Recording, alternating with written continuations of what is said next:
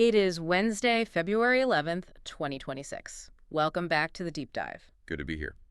Today, we're doing something a little different. We're setting aside the usual pile of articles, the broad sweep of the week's news. Right. No scattershot approach today. No. Instead, we're going deep, really deep, on a single document, an incredibly dense dispatch that, frankly, kept me up last night. I can believe it. We're looking at Manal Mehta's Market Intelligence, specifically the report titled Macro Synthesis and Second Order Oracle. And honestly, if there's one document you read this week, this should probably be it. It's a heavy lift for sure. It's dense. It's technical. Very technical. And it is arguably the most cynical piece of financial writing I've come across this year. But it's cynical in a very precise way. Like a surgeon is cynical. It just cuts right to the bone, you know? Cynical is one word. I was thinking forensic. It feels like an autopsy report on the global economy. That's a great way to put it. Because if you've had that feeling, that sense that the world is fracturing, like we're all living in two completely different realities at the same time. Mm-hmm. Mehta's report doesn't just validate that feeling, it gives you the receipts. It shows you the plumbing and explains why the house is flooding. And that's the key, isn't it? The thesis here isn't about the headlines. The headlines are, for the most part, noise. They're a distraction. Right. This whole report is structured around a central theme: bifurcation and hidden risk. His argument is that while we're all looking at celebrity scandals or, the latest political drama. The shiny objects. The shiny objects, exactly. Yeah. The actual machinery of the global system is splitting in two. It's cleaving right down the middle. So our mission today, for everyone listening, is to unpack what Mehta calls the second order effects. Maybe we should define that quickly. Yeah, that's crucial. First order thinking is simple cause and effect. Rock hits water. That's the event. That's the headline. Okay. And the second order effect? Second order is the ripple from the rock drowns a bug sitting on a leaf 3 feet away. Oh. It's the consequence of the consequence. Right. So first order is the Fed raises interest rates. And second order is a regional bank in Ohio fails 6 months later because their bond portfolio's duration was completely mismatched for that new rate environment. Got it. We're here to spot the ripples before they become tidal waves. And Mesa's report gives us a map. We're going to be talking about everything from the death of the American consumer to 100-year bonds being used to fund an AI war. And, maybe most disturbingly, the very real systemic risk hiding in, of all things, Kleenex boxes. It's a wild ride. Let's start with the big picture then. The macro thesis, the economy. For the last, 30, 40 years, we've operated under this assumption of the U.S. consumer as a single monolithic entity. Absolutely. The whole machine is geared around it. We wait for the University of Michigan consumer sentiment numbers. We track aggregate spending. We talk about them like they're one person. The consumer is strong. The consumer is pulling back. And Mehta's opening salvo is that this is now a completely useless exercise. It's an intellectual dead end. He says the U.S. consumer is dead. Dead. The very concept is an illusion. Because an average implies a median, a center of gravity. But when you have a K-shaped divergence as extreme as what we're seeing in 2026, the average doesn't exist anymore. There is no average American. No. He says there are two distinct species, economically speaking, living in the same zip codes, shopping at the same strip malls, but on completely different planets. And this is what the report calls the Great Consumer Schism. It's a schism, a violent split. And you see it most clearly on the lower leg of that K. The report calls it the value wars. And this isn't just a mild recessionary behavior, is it? This is something deeper. Oh, it's a collapse in the value proposition for the working and middle class. The data point that just leaps off the page is in the fast food sector. Which is fascinating, because fast food is supposed to be the classic recession hedge, right? That's the historical playbook. Money gets tight, you stop going to Applebee's, you trade down to Wendy's. Casual dining's loss is quick service's gain. But that's not what's happening now. Not at all. Mehta quotes this hospital worker in New York, an essential worker, decent union job, steady hours, and she calls a $14 Wendy's meal ridiculous. $14 for a burger, fries, and a drink. And that's the number that breaks the model. When the recession-proof consumer says your product is a luxury item, you have a catastrophic problem. And that one anecdote, it's not an outlier. It's backed by the hard data in the report. Oh, yeah. The numbers are brutal. According to the source, only 9% of quick-service restaurant brands are seeing positive visit growth. 9%. 9, that's a bloodbath. It means 91% of them are shrinking. If you are McDonald's, if you're a MCD shareholder or Wendy's, one Planson, you are caught in what Mehta calls a classic value trap. Okay, so let's unpack that term. What exactly is the dynamic of a value trap? Why can't they just lower the prices? If the $14 burger isn't selling, sell it for 10. Because they physically can't. That's the trap. Their input costs haven't gone down. The cost of beef is up, potatoes are up, energy to run the fryers is up. Most importantly, labor is up significantly. And the franchisees are the ones getting squeezed. The franchisees are operating on razor-thin margins as it is. They're screaming. So corporate knows that to get people in the door to drive traffic, they have to slash prices. They have to run $5 meal deals. But if they do that, They destroy their margins. And more importantly, the franchisees' margins. It's what the report calls margin annihilation. You're faced with two terrible choices. Bleed cash to keep your customers, or lose your customers to save your cash flow. there's no winning move. No winning move. You're just choosing how you want to lose. And that explains why the stock charts for a lot of these legacy fast food brands look so terrible right now. It's a structural decline, not a cyclical dip. But at the exact same time, there's this other species of consumer that seems to be living on the totally different planet. The premium consumer, the top, say, 20%, they are completely, utterly insulated from this. For them, a $14 burger is. It's a rounding error. It doesn't even register. And the report points to Shark Ninja, the appliance company, as the bellwether here. Stock ticker, $7. Yes. Yeah. They're the perfect example. They make the high-end stuff. The $300 air fryers that also steam and bake. The Ninja Creamy ice cream makers that were all over social media. The robotic vacuums that map your entire house with LiDAR. Exactly. Gadgets. Premium discretionary gadgets. And they are booming. Their sales are accelerating. So while one person is agonizing over her $14 lunch, another person is dropping $500 on a new vacuum cleaner without a second thought. And probably putting it in their second home. That's the schism.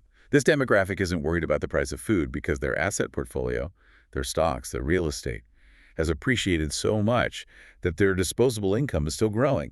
They're upgrading their lifestyle while the bottom 50% is downgrading their lunch. So if you're a portfolio manager listening to this, or even just an active retail investor, this completely changes the game. You can't just buy the S&P 500 and call it a day, because the index contains both the winners and the losers from this schism. You can't.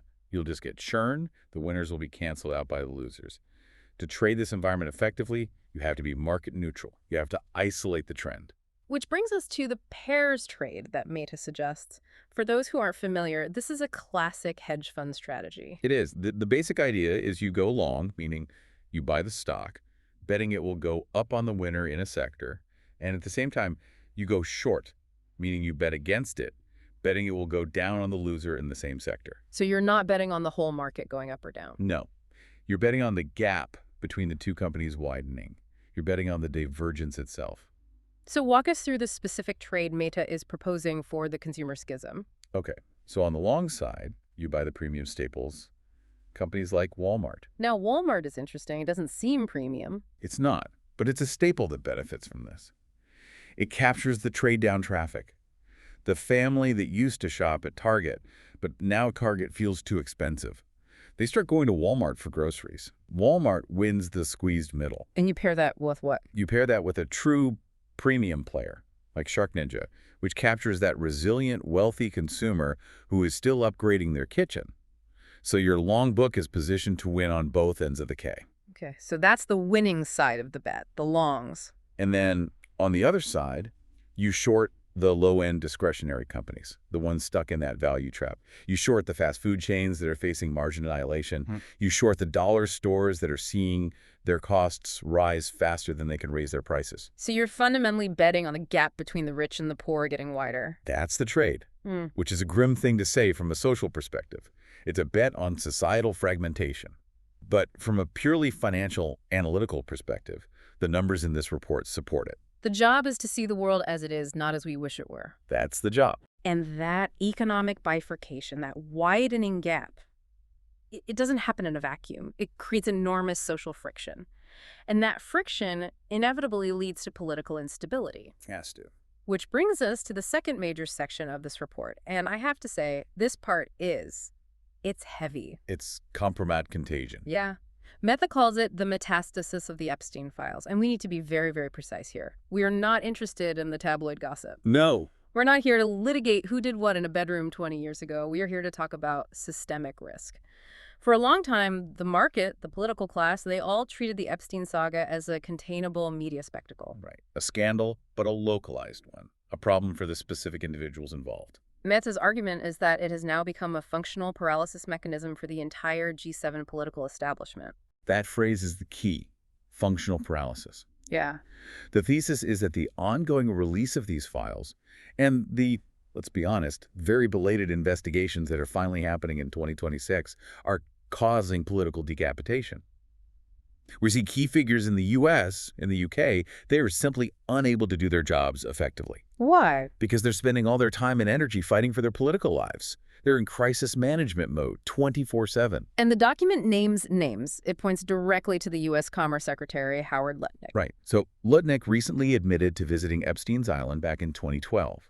He claims it was an innocuous visit, something about looking for a wedding venue for a friend.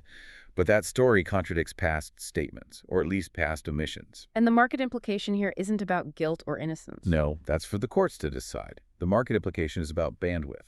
That's a finite resource for any leader, especially a cabinet secretary. A very finite resource. Exactly. So if the Commerce Secretary is spending 80% of his day in meetings with his legal defense team and his PR crisis managers, is he really focused on negotiating a complex trade deal with China? No, of course not. He's a distressed asset. He's a ghost in the machine. He's occupying the office, but he's not performing the function.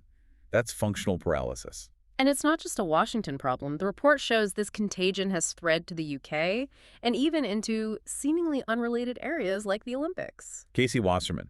He's the chair of the LA 28 Olympics. His name has appeared in the flight logs, and this is where you see that second-order effect in real time. Mehta called it the radioactive effect. Explain that. Look at the pop star, Chappell Roan. Huge right now. She's everywhere. Massive cultural influence, especially with younger demographics.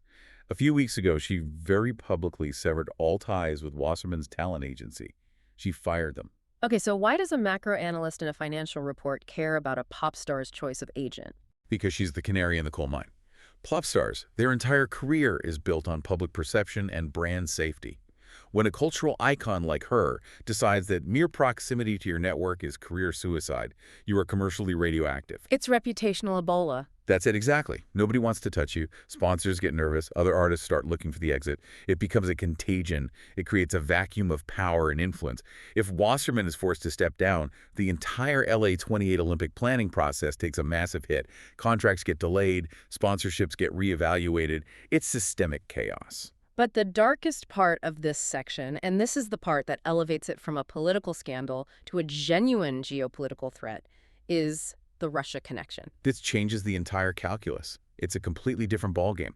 The newly unsealed documents detail Epstein actively seeking meetings with Vladimir Putin and Sergei Lavrov. The Russian foreign minister. Yes. He wasn't just, a socialite collecting powerful friends. He was cultivating deep relationships with the Russian Economic Development Ministry, their central bank. So we have to reframe this. We're not just talking about a despicable sex trafficker who is catering to the vices of bored billionaires. We have to consider the possibility that we're talking about a state-sponsored, or at least a state-tolerated, intelligence operation. A honeypot operation on an industrial scale. Think about it from a pure counterintelligence perspective. If an individual was systematically gathering compromising material, video, audio, financial records on a generation of Western political and business leaders, and at the same time was taking meetings with the Kremlin, that is a 5-alarm national security nightmare. It implies that the definition of counterparty risk for the entire Western establishment now has to include the possibility of foreign state blackmail. Exactly. That's the hidden risk. If a British cabinet minister or a U.S. senator or a German industrialist is compromised and the Kremlin or another foreign power has the tapes, how does that influence their decision on, say, sanctions policy against Russia? Or funding for Ukraine? Or NATO expansion? It infects everything. And it explains the specific trade recommendation in this part of the report, which is short UK assets. Right, let's get into that. He suggests shorting FXB, which is the ETF for the British pound, and EWU, the ETF for UK equities. The logic is that the UK political class is particularly exposed. The current government under Keir Starmer is already wobbling. His chief of staff just resigned over connections to Peter Mandelson, who is another name that keeps appearing in this orbit. And the market hasn't priced this in. Mehta's argument is that it hasn't. The market sees political squabbling.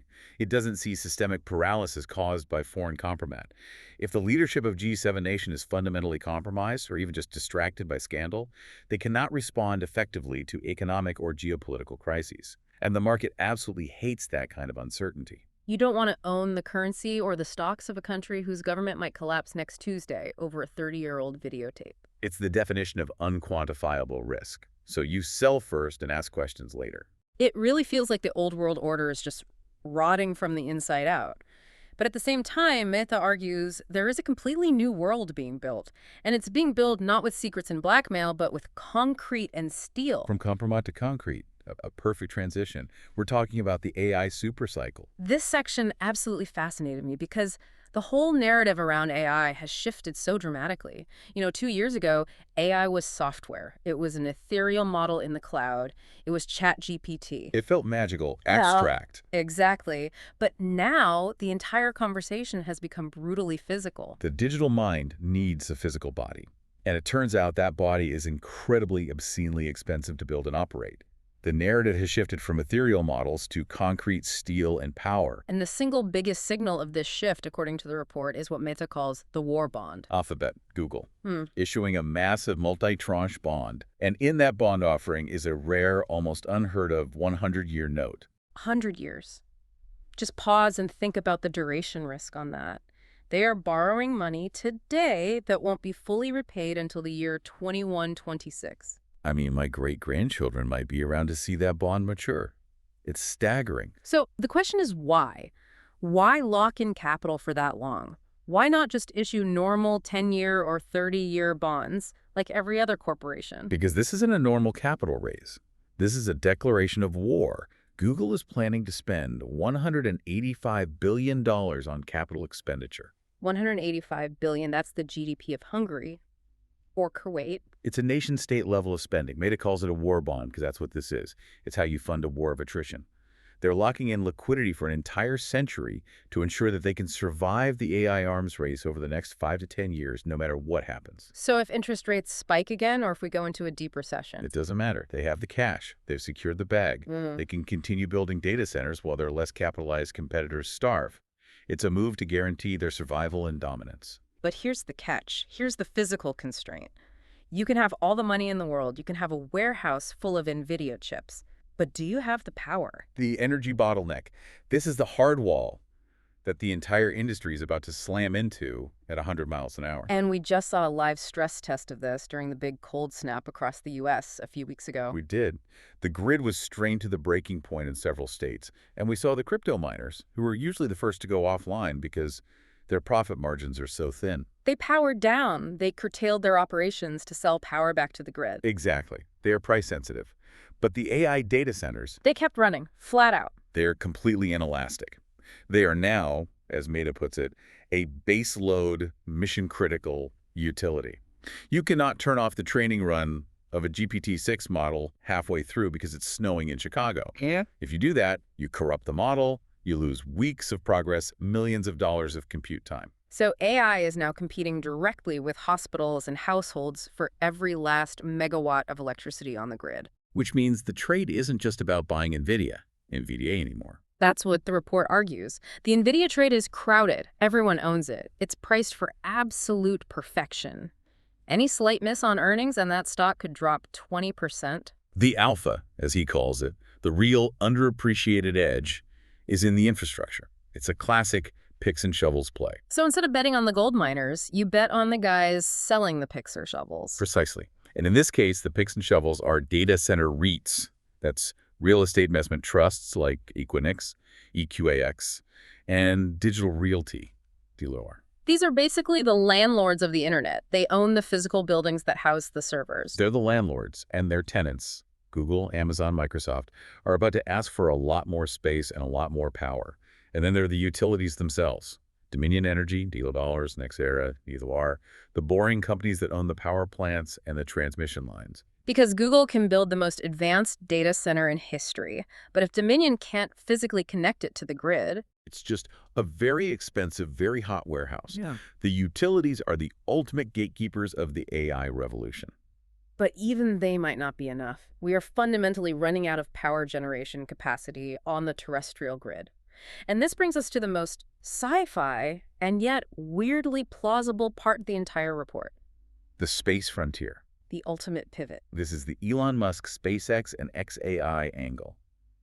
The proposal, which is apparently being actively explored, is to build the next generation of massive AI data centers, not on Earth, but in low Earth orbit. Okay, so when you first hear that, it sounds insane. It sounds like a movie plot. It does. Until you break down the fundamental physics and economics of a data center, what are the two biggest operational costs? Land, and then power for computing and cooling. Right. On Earth, land near fiber optic hubs and power sources is incredibly scarce and expensive. Power is dirty, or intermittent, or politically complicated. And cooling these server farms requires millions and millions of gallons of water. Okay. And in space? In the right orbit, say a sun-synchronous orbit, the sun literally never sets on your solar panels. You have 247 limitless free solar power. You don't need massive battery farms to store it for the night, because there is no night. And cooling, that's the other big one. Space is a vacuum. The ambient temperature is close to absolute zero. It is the world's most perfect heat sink. You don't need giant air conditioning units or water-chugging cooling towers. You just use radiative cooling panels to dump waste heat directly into the void. Thermodynamically, it is an almost perfect solution. But what about latency? The speed of light is a hard limit. Putting the cloud literally above the clouds seems like it would be slow. And that's the key distinction. For inference, that is, a user asking a question and getting an instant answer, yes, it's too slow. High-frequency trading, real-time applications, that all needs to stay on Earth, close to the end user. But for training the models, it's perfect. Training a frontier AI model is a batch process. It's not real time. You upload terabytes of data, you let the satellite crunch the numbers for a month straight in orbit using free solar power and free cooling, and then you just download the finished trained model. So it's another bifurcation. Earth-based compute for inference and space-based compute for training. Exactly. You decouple the growth of AI's brain from the physical resource constraints of planet Earth.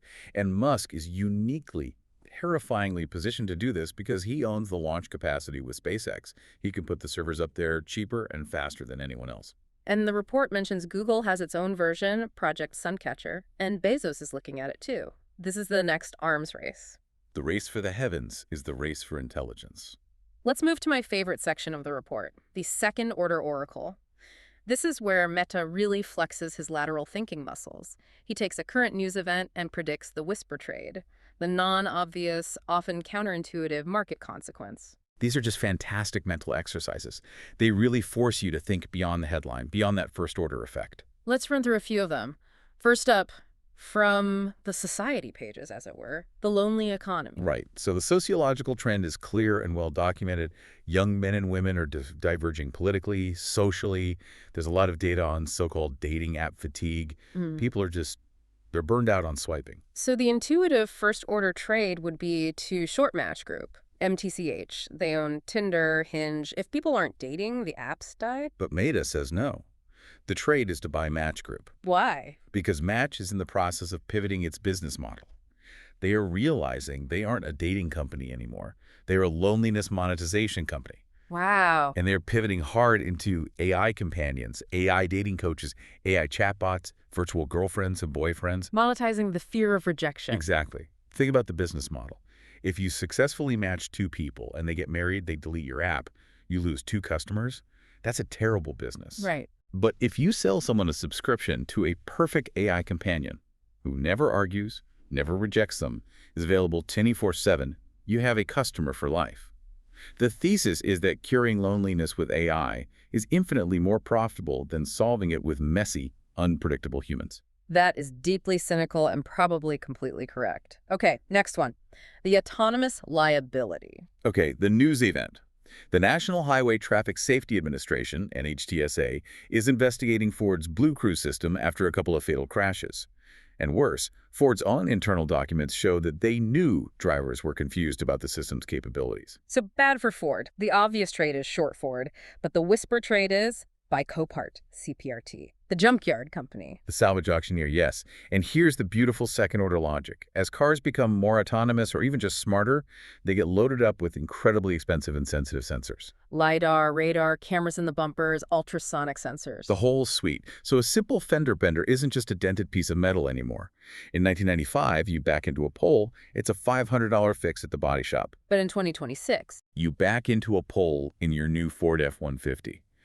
You smash a $5,000 sensor array that has to be replaced and then expertly recalibrated by a specialist. It becomes prohibitively expensive to repair even minor cosmetic damage. so the insurance companies just look at the repair bill and They total the car, they declare it a total loss, pay out the owner, and send the vehicle to the salvage yard, to Copart. to Copart. And Copart's business is pure volume. More high-tech cars getting into minor accidents equals more volume for their options. They're the cleanup crew, the undertaker for the failed promises of the autonomous age. That is just brilliant. Okay, next up, the H-1B paradox. News event. The Trump administration is proposing a massive new fee for H-1B visas, $100,000 per visa. The knee-jerk reaction, the first-order thought is, this is terrible for big tech. They rely on hiring the best and brightest engineers from around the world. If you make it expensive to do that, their costs go up, their profits go down. That's what you'd think. But the second-order trade is buy Google, G-O-O-G-L. Okay, explain that paradox. For a company like Google, $100,000 is. It's a rounding error. It's nothing. They have billions and billions in cash on their balance sheet. They can pay that fee for every engineer they want to hire without even blinking. But for a startup, For a two-person startup in a garage with $500,000 in seed funding, that fee is a death sentence. They can't afford to hire the one genius engineer from India who has the idea that could one day challenge Google. so it acts as a regulatory moat. It's the ultimate regulatory moat. It crushes the competition's access to the global talent pool. Right. It prevents the next Google from ever getting off the ground. So Google might complain about it publicly for PR reasons. Now, privately, they love it. They love it. It pulls up the ladder right behind them. It cements their monopoly on talent. The rich get richer, classic. Let's do one more of these. The tech Cold War. The event is a Dutch court probing Nexperia, which is a major chip supplier for the auto industry. The key detail is that Nexperia is owned by a Chinese company. Okay, so geopolitical risk. The trade. Why? On semiconductor. And the logic. Simple risk mitigation. If you are a procurement manager at Ford or GM or Volkswagen, you see these court cases, you see the rising tensions between China and the West. You get scared. The last thing you want is for your entire production line to shut down because your key chip supplier just got sanctioned. So you de-risk your supply chain. You flee to safety. You shift your orders to a stable, reliable Western supplier like onsemi. They gain market share not necessarily because their chip is better, but because their passport is. Geopolitics as a competitive advantage. And one last one, the McKinsey exodus. Event. McKinsey, the consulting giant, is selling its massive internal hedge fund, MIO Partners. And the trade is by Blackstone, William X, the private equity firm. Yep, just follow the money. McKinsey has thousands of current and former partners. They are all fabulously wealthy. We're talking about $20 billion of their personal capital sitting in that internal fund. And if MIO is sold or wound down, that $20 billion needs a new home. It needs a new home, and it's not going into a checking account. It's going to seek yield. And where does that kind of sophisticated high net worth capital go? It flows to the mega cap alternative asset managers. Blackstone is the default bucket. It's the safest, biggest, most diversified option. It's a simple case of hydraulic pressure. That capital has to flow somewhere, and it will flow into the biggest, most trusted pipes. Let's shift gears completely, away from money and markets and into molecules and medicine, the frontier science section. Mehta calls these the killer experiments, and for once, the word revolutionary isn't hyperbole. No, not at all. These are genuine paradigm shifts. Let's start with cancer. The headline for this one is Making the Invisible Visible. Okay, so the context here, as I understand it, is that our own immune system, our T cells, are actually incredibly good at finding and killing cancer cells if they can see them. That's the whole problem. The weapon system works fine. The issues with the targeting system. Tumor cells are incredibly smart, evolutionarily speaking. They've developed a cloaking device. They hide. They hide. They do it by downregulating a molecule on their surface called MHCI. Can you explain MHCI in simple terms? Think of MHCI as a little flagpole that sits on the surface of every single cell in your body.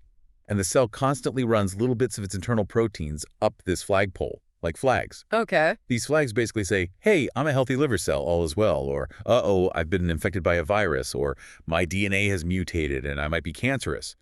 The T cells are the border patrol. They walk around all day checking the flags on every cell. And the cancer cell just takes its flagpole down. Pulls the flagpole inside, exactly. It internalizes the MHCI molecule. It becomes invisible to the border patrol. The T cells walk right past it, completely oblivious. And this is why so many so-called cold tumors like pancreatic cancer, particularly the types driven by obesity and inflammation, are so incredibly deadly. The immune system doesn't even know a fight is happening. And the breakthrough here. Researchers identified this specific protein that acts as the guy who pulls the flagpole down. It's called MAPK-ERK5. And Mehta details a new experiment where they developed a molecule that inhibits ERK5. It blocks it from working. So what happens when they block it? The tumor is forced to put the flagpole back up. It can no longer hide. It reveals itself to the immune system. And all of a sudden, that deadly cold tumor becomes hot. The T cells flood in and attack it. The implication is massive. It means we could potentially use existing powerful immunotherapy drugs, checkpoint inhibitors, on a whole range of cancers that were previously considered untreatable. You just have to add this ERK5 inhibitor to the cocktail. It's a decloaking device for the Klingon ship, so you can finally fire the torpedoes that you already have. It could be a game changer for millions of people. Absolutely incredible. Next up, ALS, Lou Gehrig's disease, a truly devastating neurodegenerative condition. And this one is about, as the report puts it, cellular plumbing, or the architecture of the genome. For a long time, we've known that a specific gene mutation, a repeat expansion in a gene called C9orf72, is a major cause of both ALS and frontotemporal dementia. But just knowing the gene hasn't led to a cure. We can't just snip the faulty gene out easily. Because it turns out we may have misunderstood how the mutation was breaking the cell. The old theory was that it just created a toxic protein or toxic RNA that gummed up the works. But this new finding is much more profound. It suggests the mutation ruins the 3D chromatin landscape. Okay, you have to visualize that for us. What does that mean? Right, so your DNA isn't just a long two-dimensional string. Inside the nucleus, it's packed like a ridiculously complex ball of yarn. It's carefully soldered into specific loops and domains. And the physical shape of those loops determines which genes get turned on and which get turned off. It's the physical architecture that runs the cell's software. And the ALS mutation, it messes up the folding. It creates aberrant loops. It literally ties the yarn into knots. It connects parts of the genome that should never be touching.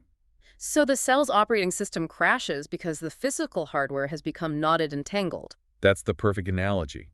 So the fix isn't a drug in the traditional sense. It's a kind of structural engineering at the molecular level. Researchers were using a tool called a universal eukaryotic repressor, specifically a protein called RCOR1, and pairing it with a CRISPR guide system. So they can send it to an exact location on the genome. Exactly. They guide it directly to the knot, and this RCOR1 protein essentially unties the aberrant loop.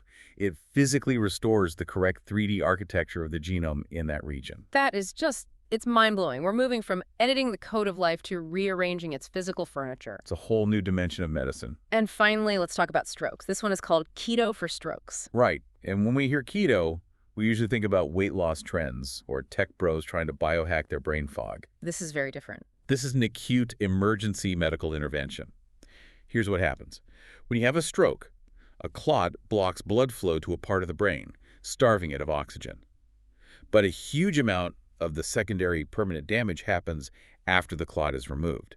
It happens because neutrophils, a type of white blood cell, rush to the scene of the injury. The first responder. The first responders, but in this case, they cause a traffic jam. They become very sticky, and they physically clog up the tiniest blood vessels, the capillaries.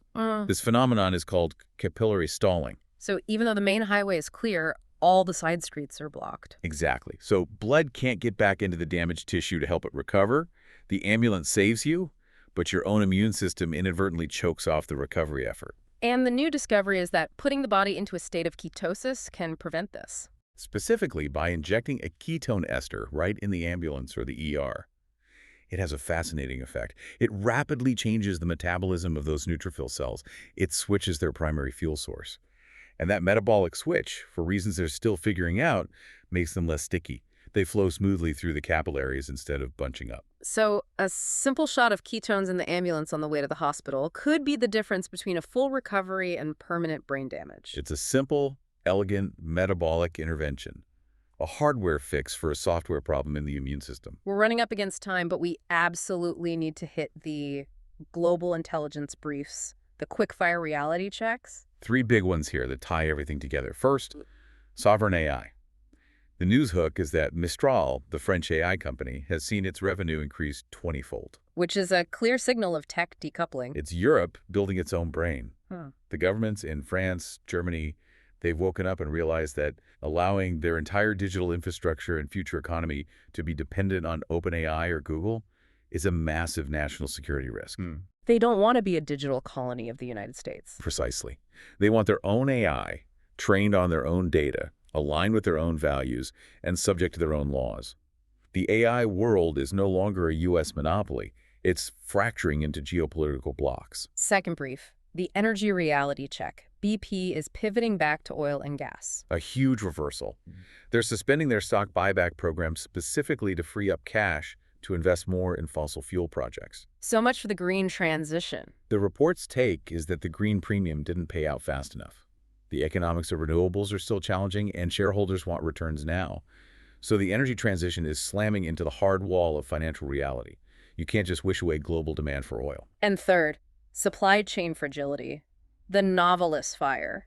This is a wild story. A single aluminum plant in Switzerland catches fire, and it ends up costing Ford Motor Company over $1 billion in lost production. $1 billion from one fire. It's a stark reminder that despite all the talk of reshoring and resilience after COVID, our global supply chains are still shockingly fragile. We are dangerously dependent on single points of failure. The just-in-time manufacturing model is breaking. And just a quick final note on American Airlines. A mess. A vote of no confidence in the CEO from the pilots' union. Their profits are abysmal compared to Delta and United. The takeaway in the report is simple. If you're a corporate travel manager, you should actively avoid booking with them. Why? The operational risk is just too high. When your pilots and flight attendants are in open revolt against management, that's not an airline you want your top executives flying on. Don't fly the airline that is at war with itself. Okay. We have covered a huge amount of ground. The schism, the spies, the space servers, the science. Let's try to bring it all together. What is the final synthesis? The synthesis is one word. Bifurcation. You have to stop looking for the average or the median. That world is gone.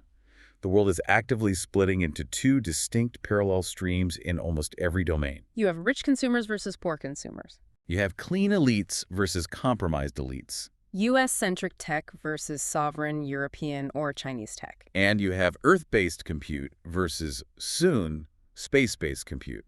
In every area, you have to choose which stream you're in because the middle ground, the average, is collapsing into a chasm. And you have to constantly watch for the hidden risks that are forming in the cracks between those two worlds. That's where the real danger and the real opportunity lies. Which brings us to our final provocative thought, the thing to keep you up at night. We have to circle all the way back to the beginning, back to the Epstein files. There was one tiny, horrifying detail in the report that we glossed over. The Kleenex boxes. Yes. The report cites unsealed emails where Epstein, back in 2014, specifically directs an aide to purchase motion-detected hidden cameras that were designed to be concealed inside ordinary Kleenex boxes at his various properties. Now, fast forward a few years. When the authorities finally raided his properties, the official line was that no cameras were found in the guest areas. But the emails prove they were ordered. They prove the intent. Yeah. And it's almost certain they were installed. So the question, the terrifying second-order nightmare question, is simple. Where's the footage? Exactly. If the cameras existed, where are the SD cards? Where are the hard drives? Were they removed before the raids? And if they were, who has them now? And that, right there, is the ultimate systemic risk. The compromat contagion we talked about isn't over. It may have barely begun. The primary threat might not be public shame from a newspaper story. No. The primary threat is private blackmail, happening right now in a quiet boardroom or a private cabinet meeting or a G7 summit. If that footage sits in a vault in Moscow or Tel Aviv or Beijing, the true counterparty risk of the entire Western leadership class is fundamentally incalculable. It's a landmine sitting right under the foundations of the establishment that hasn't fully detonated yet. It's a very sobering thought. On that note, that's our deep dive for today. The takeaway for you, listening, is to apply this kind of thinking to your own portfolio, to your own industry. Don't just read the headline. Look at the plumbing and watch out for the ripples. Thanks for listening. We'll see you in the next one.